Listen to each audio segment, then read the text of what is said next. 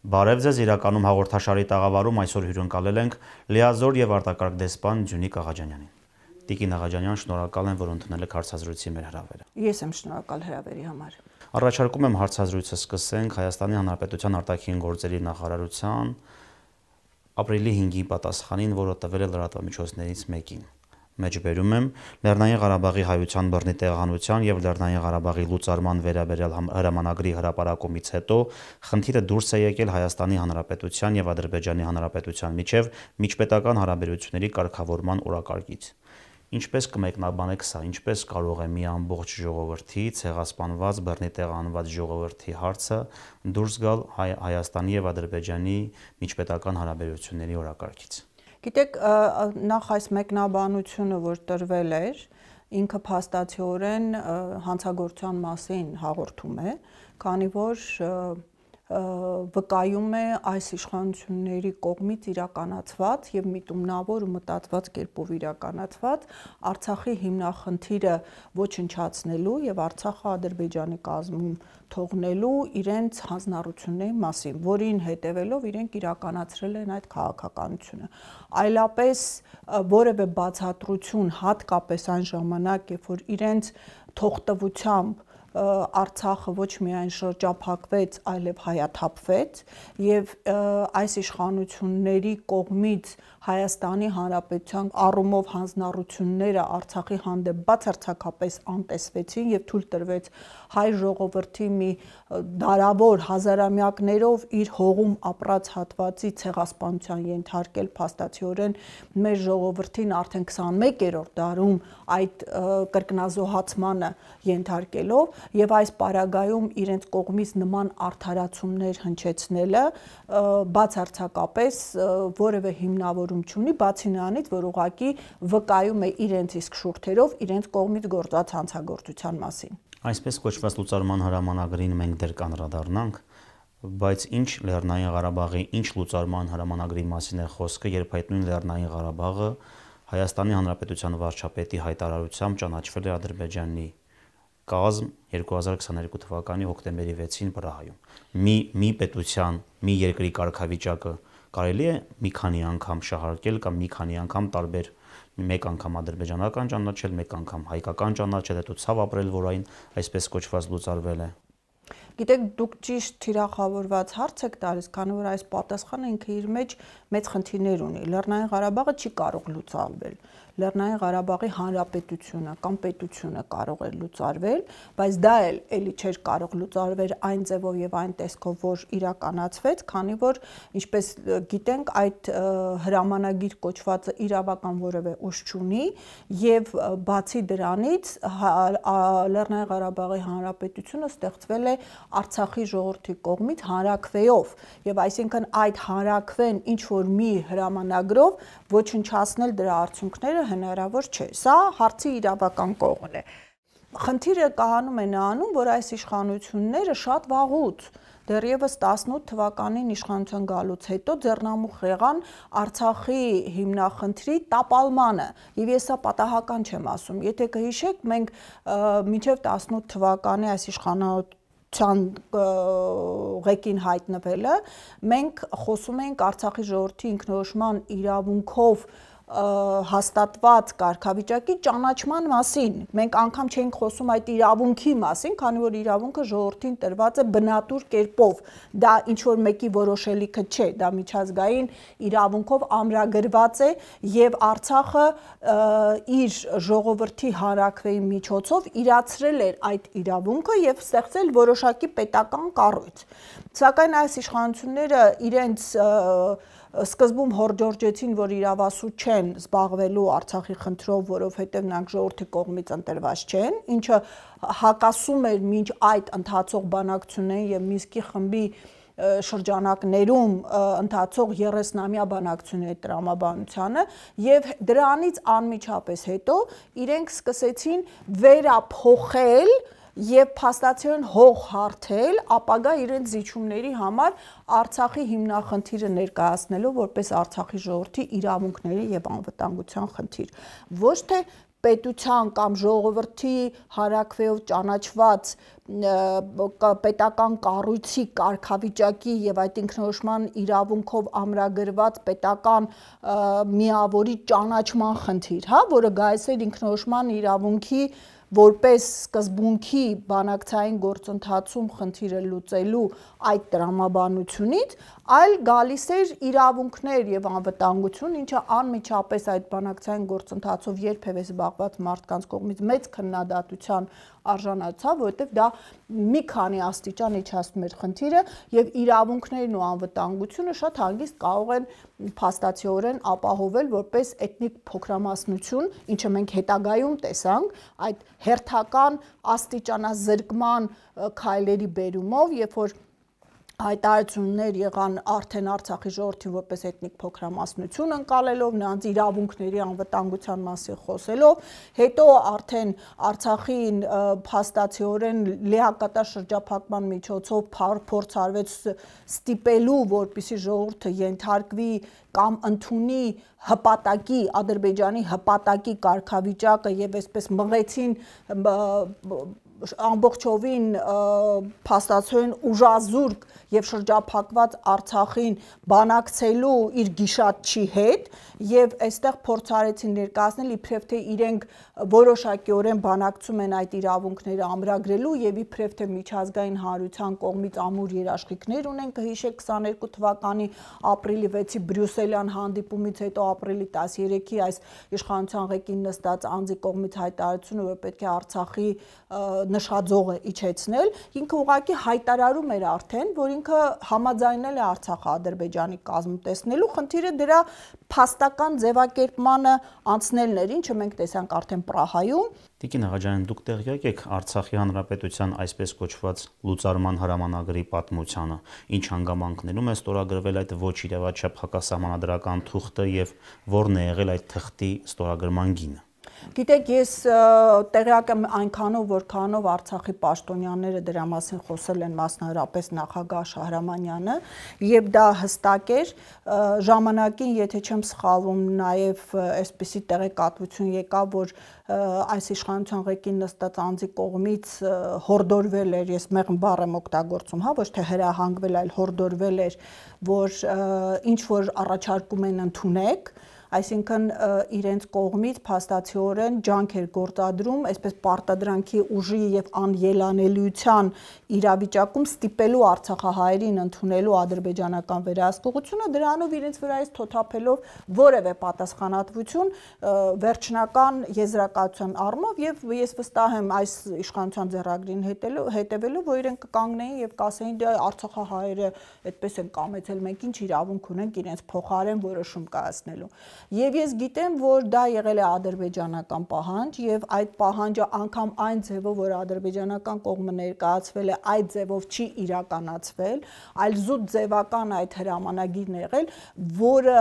եղել է միակ հնարավորությունը, որպեսզի արցախահայերը Արցախից գոնե առանց բնաջնջվելու կարողանային դուրս գալ։ Եվ բնականաբար այդ հրամանագիրը ըստ իրավական ակտերի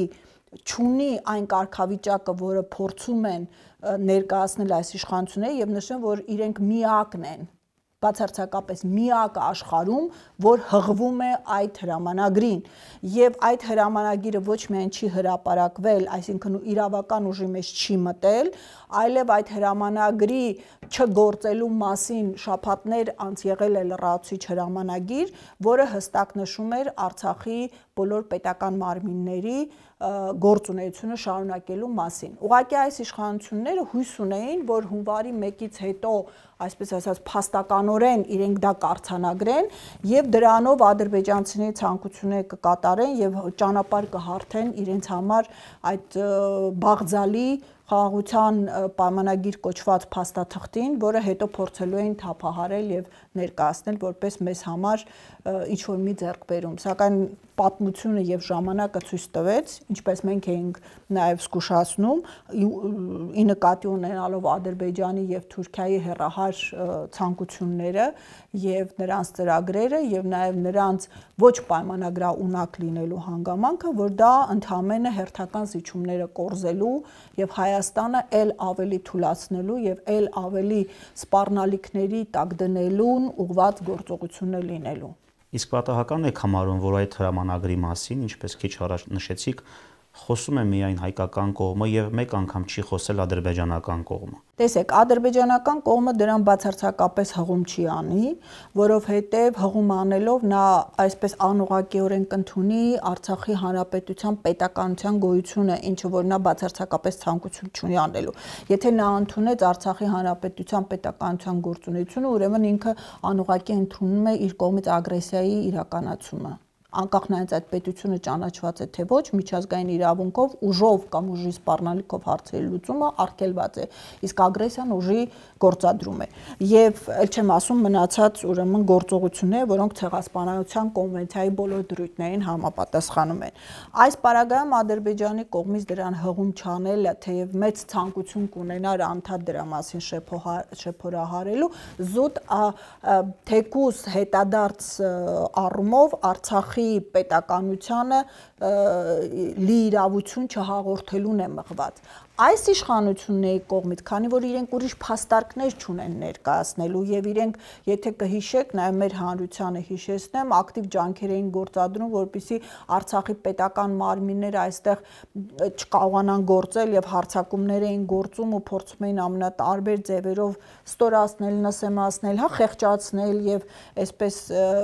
այնպիսի իրավիճակ ստեղծել, որ Արցախի իշխանությունները ասեն դե լավ գլուխ չդնենք, սակայն բոլորը, թե Հայաստանի ժողովուրդը, թե Արցախի ժողովուրդը եւ թե ամբողջ մեր սփյուռքահայությունը շատ լավ հասկանում է, որ Արցախի խնդիրը փակված չէ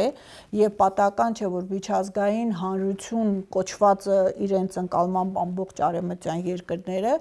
ոչ միայն հղում չեն անում այդ հրամանագրին ինչ-որ մի բան ասելու, այլ հակառակը նրանք շատ լավ հասկանալով, որ իրենք էլ մեղք ունեն եւ ոչ միայն մեղք ունեն, այլև մասնակից են այդ ցեղասպանական գործողությանը, իրենք փորձում են ինչ-որ միտեղ որոշակի ելք թողնել իրավիճակից եւ բնականաբար Արցախի ժողովրդի հավաքական վերադարձի իրավունքի մասին բարձրաձայնում են, քանի որ այդ իրավունքը եւս անկախտելի իրավունքների շարքում է եւ այստեղ լինի Ադրբեջան, լինի այս իշխանության ղեկին նստած անձնավորություն, իրենք չեն կարող իրենց ինչ-որ հայտարարություններով կամ հրամանագրերով ինչ-որ հարցեր կարգավորել այդ առումով։ Հակառակ Հայաստանի Հանրապետության գործող իշխանությունների հայտարարություններին միջազգային տարբեր կազմակերպություններ, գործիչներ, պետություններ խոսում են արցախահայերի վերադարձի իրավունքի մասին։ Վերջերս էլ Շվեյցարիայի խորհրդարանը ընդունեց բանաձև, որով կառավարությանը կոչ է անում ստեղծել հարթակ, որտեղ Ադրբեջանի եւ Արցախի ներկայացուցիչները կբանակցեն վերադարձի վերաբերյալ։ Ինչ սպասել։ Խնդիրը հեշտ չի լուծվելու եւ խնդիրը լուծման ճանապարհ կարող է բռնել միայն Հայաստանում իշխանափոխությունից հետո, երբ որ կհայտնվեն ազգային շահերով եւ խնդիրներով առաջնորդվող մարդիկ, որոնք հենց մեր օրենքներով առաջնորդվելով որպես Արցախի ժողովրդի երաշխավոր ձեռնամուխ կլինեն դրանք արդեն միջազգային իրավունքի նորմերին համապատասխան պահանջները դնելու թե Ադրբեջանի առջև եւ թե նույն միջազգային հանրության առջև։ Եվ պատահական չի, որ ես նշեցի միջազգային հանրությունը խոսում է արցախահայերի հավաքական վերադարձի մասին, նաեւ իրենց որոշակի առումով մեղքը այդ խնդրում թեթևացնելու նպատակով, երեսները պարզ դարձնելու համար, քանի որ իրենց լռության, իրենց մասնակցության, արևմտյան այդ կենտրոնների ծրագրով առաջնորդվելու եւ դրանց հլուհնազանդ ենթարկվելու, ինչպես Եվրամիության այդ ներկայացուցիչ ֆոն դեր Լայենն էր ասում Ադրբեջանին որպես վստահելի գործընկեր ընկալելու եւ այս փուշի անելու միջոցով խուլ, համր եւ կույր ձևանալով բոլոր հանցագործությունների թե 20 թվականի պատերազմի, թե դրան հաջորդած քայլերի առումով իրենք փաստացիորեն իրենց ծրագրին համահունչ կուլ էին տալիս այն ամենը, ինչ Ադրբեջանը օգտվելով իրավիճակից փաստացիորեն պարտադրում էր թե Արցախին, թե Հայաստանին։ Եվ այս իրավիճակում բնականաբար ժամանակը առաջ է գնում, իշխանությունները փոխվում են եւ արդեն իրենք անգամ իրենց շահերից ելնելով, նույն իրենց հայկական համայնքների որոշակի պահանջները բավարարելուց ելնելով իրենք դնելու են եւ շարունակելու են պահանջել Ադրբեջանին պատժել իր հանցագործությունների համար եւ դրա առաջին քայլը այդ վերադարձի իրավունքի մասին խոսելն է։ Մենք հասկանանք, որ ինչպես նշեցի, Արցախահայերի վերադարձի իրավունքը դա անկախտելի իրավունքների շարքից է, այսինքն դա ինչ-որ մեկի քմահաճույքով որոշելիք չէ։ Այլ խնդիր է, որ դրա իրացման համար մենք այս պահին մեր իշխանությունների վրա ցավոք հույս դնել չենք կարող, իսկ դա նշանակում է, որ մենք պետք է թե Հայաստանում, թե Հայաստանից դուրս օգտագործենք մեր բոլոր լծակները, լինի դա սփյուռքահայերի կառույցների, նրանց քաղաքական կշռի, նույն մասնագիտական հանրությունների, այդ թվում նաև օտարազգի հանրությունների ներուժը այդ խնդիրը ոչ միայն առաջ տանելու, այլև դրան ինչ-որ հերթական հաջողություններով այլ մակարդակի վրա դնելու համար։ Այս իշխանությունների նպատակը ընդհանրապես Արցախ բառը դաշտից հեռացնելն է, Արցախահայության հայրենիք վերադառնալու իրավունքը որպես երևույթ բացառելն է եւ իրենց համար նաեւ տարբեր թեզերով մեր հանրությանը սնուցելն է, որ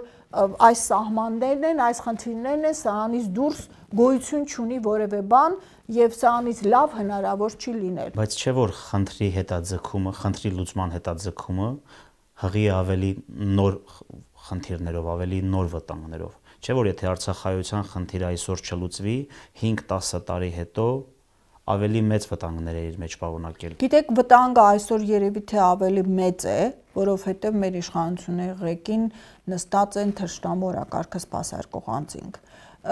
Եթե մենք ունենում ենք ազգային իշխանություններ, ինչի մենք նախադեպը ունեցել ենք 18 թվականից առաջ, մենք կարողանում ենք գտնել ձևեր հաղթահարելու ստեղծված իրավիճակները եւ ճանապարհներ ի վերջո հաղթանակներ գրանցելու։ Եվ